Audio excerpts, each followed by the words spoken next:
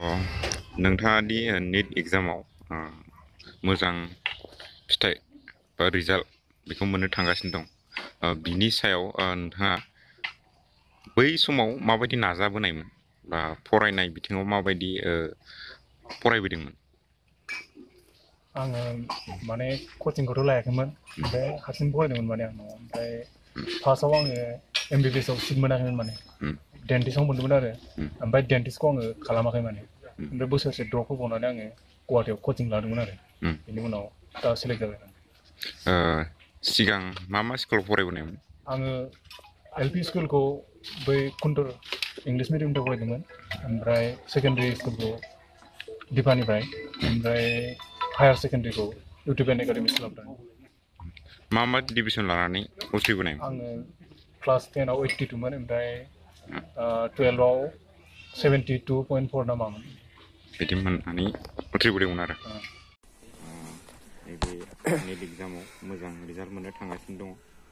दा बिनि सायाव बिनि उन्दै समनि जारिमिनखौ फोरमायनो थाखाय आं खावलायबाय।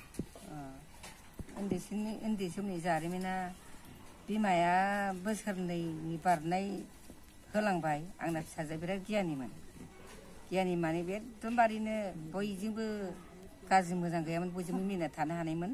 आं जेरै एरै ओमफ्राय बे गथ'आ गोमालांनाय मा दुखुजों गोमालांखो ओमफ्राय बेखौ आं थाबैनो आखायाव लानानै बिफाथ' उन्दै समाव जेबो नायासै आंजोंबो मोजां रायलाया नायगिरलाबायो आंखौ दानो नायगिरलाबायो ओमफ्राय आं बेखौ गोसोआव गाबनानै आं मा खालायबावगोन बे फिसौफोरखौ होमबाबो आंनि जिउआ जेखि जालांदा आफा आनान गसाइनि अननायाव थायोबा आं हागोन, थायाबा आं हानाय नंला होननानै आं नाजानायनो नाजाबाय। ओमफ्राय बेवहाय ग्रोब ग्रोब आङो बोसोराव अमा माब्रै माबा लायो, बिदिनो बेफार फालांगि खालायो, आइ आफानाव दाहार लायो। जेरावबो आं दाहार लादों लानाया आं बे एबसु आफानिफ्रायबो खेबसे लादोंमोन जथेस नाखैनिफ्राय आं बेखौ सुरै मुरै फरायदों दै बै गेदेर फरिखायाव बेनि बिदा फरिखायावबो बेखौबो आं 13सिम होना दोनदों इंलिस मिडियामाव। ओमफ्राय आं दा सानै सुनै बेथ' गथ'आथ' गारनो नागिरला आंबो बुरिलांबाय बैसो गैला होननानै साननानैबो दा ओमफ्राय फिसाजोनाव बोसोरनैसो दोनहरदों लखिमपुराव, फिसाजो गेदेरनाव बेबो एसे नारखोनानै होबाय लखिमपुरावबो।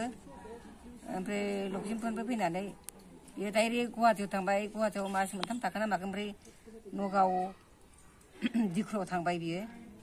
बे थांनानै बे मा दुखु मोनबोदों मालाबा फैबा गाबफैयो, रायलाया होनलाया नोंसोर मानो आंनि दुखु सुखुखौ खोन्था, आं हरावबो उन्दुनो मोना, बिराद गाज्रि गाज्रि मरसोम सिंग्ला सिख्लाया आंखौ फसायनो नागिरो, आं फरायनो हागोन ना हाला, आं गावनो गाव माबाखौनो हैथा खाना लानोसै नामा होननानै बुङो। ओमफ्राय आं दा बेवहाय मा होनो, आंथ' हगारनो हाया दे जेरैबाबो नोंनि खाफालाव दङबा आफाया अनहरोबा रावबो खालायनो हानाय नङा, खिन्थु नोंनि गोसोआव हमथानांगोन। आंबो न'आव थादोंबाबो न'आव दंबाबो नोंनिसिम थाङो आरो ओरैबो ओरैबो सलायनांगौ गोनां जायो।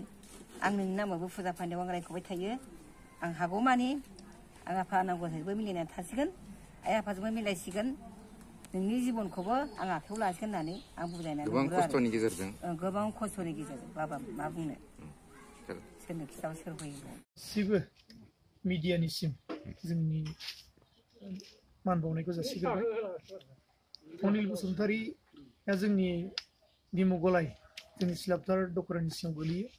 मैया जों खोनानाय लोगो लोगो बिथांखौ खौरां लादों। खौरां लानानै दिनै फुंनि समावनो बिथांनि न'आव जों गाफैदों, सुलाद लाफैदों आरो आर'नाइ होनानै बिथांखौ जों बरायदों। जे बिथाङा जोंनि हारिनिफ्राय, बे जोंनि दखरानिफ्राय निटखौ क्लियार खालामबाय। बे निट क्लियार खालामनायनि उनाव जेब्ला काउन्सिलिं जायो, बे काउन्सिलिंआव बिथाङा एडमिसन मोन्थों मेडिकेलाव, बेखौ जोङो हामलायथि बावहैदों, उइस खालामफैदों जे बिथाङा साक्सेस जानो हाथों, मेडिकेल सिट मोनथारदों होननानै। खौसेथि बर' सुबुं आफाद हिसाबै जोंनि बे ओनसोलाव थानाय धेमाजि जिल्ला आरो लोगोसे सिलापथार दखरानि गोबां फरायसाफोर दं जाखांफुनाय, बिथांमोननिसिम मा मेसेज होनो सानो दिनैनि दिनाव?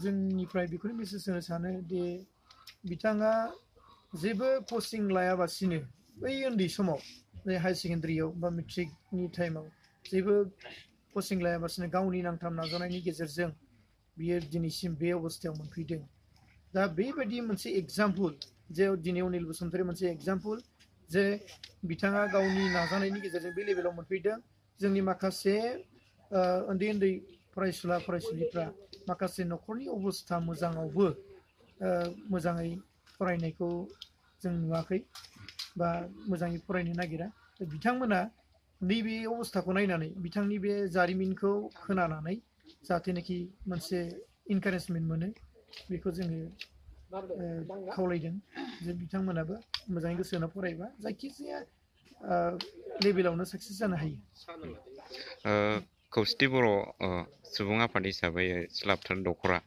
जा ओनसोलनि जा फरायसाफोरखौ जौगाहोनाय बिथिङाव आरो माखासे हारिनि मावनांगौ बिथिङाव माबायदि नोंथांमोना हाबाफारि लालांबाय थागोन जोङो आफाद हिसाबैथ' फरायसाफोरनि थाखाय जायखिया जोङो गेजेर गेजेर गामि गामि थांनानै फरायनायनि मोनसे सांग्रांथि मेल फाथिनानै फोरमायबोदों जे मोजाङै फरायनांगौ गार्जेनफ्राबो मोजाङै माबानांगौ गथ'फोरखौ दिथा होनांगौ दा माखासे गार्जेनफ्रा अबहेला गथ'फ्रा मोजाङै फरायनो नागिरब्लाबो बधय गार्जेनफ्रा मोजां सुबिदा होनो हायाखै बा बेखौ नाजायाखै बिनि थाखाय गार्जेनफ्रा मोजाङै सांग्रां जानांगौ दानि जुगाव फरायनाय नङाबा मा जानो बा फरायनायनि अनगायैबो गेलेनाय थायो गार्जेनफ्रा गोसो होनो नागिरा बेखायनो जाय जेराव गोसो दं बे गार्जेना एसे आन्दाज लानानै गावनि गथ'फोरखौ सांग्रांथि होनांगौ बा थुलुंगा होनांगौ बेखौ जोङो जोंनिफ्राय